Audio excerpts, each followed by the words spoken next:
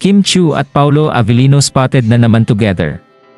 Ngayong araw nga ay hindi nagpahuli sina Kim Chiu at Paolo Avellino na gawin ang kanilang first love kung saan dumaan sila sa isang bike shop upang mamili ng accessories.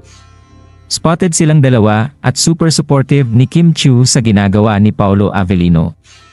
Ayon sa nag-upload ng video ay hindi niya inasahan na papasok bigla sa kanilang shop ang Kim Pao tandem.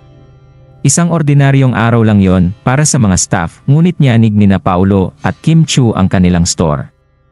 Samantala, masaya di umanong namimili si Kim Chiu ng mga exercise shirts at accessories para sa bike niya dahil kabibili lang din niya noon.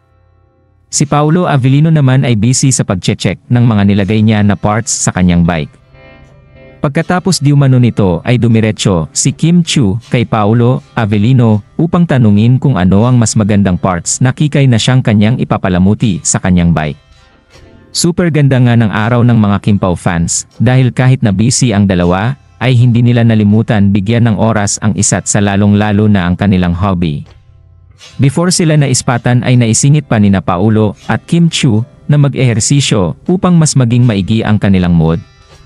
Hindi kasi masyadong heavy ang scenes nila ngayon sa shooting kaya naman nakapagbigay sila ng kunting oras para sa kanilang me time.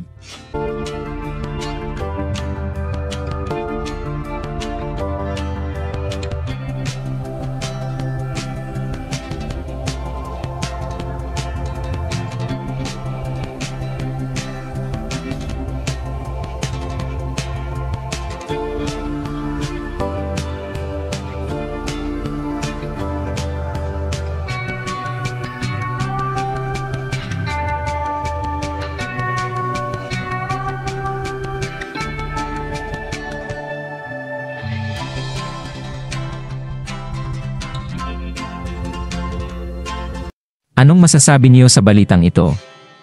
Comment down below. Maraming salamat sa panonood at huwag kalimutang mag-subscribe for more videos.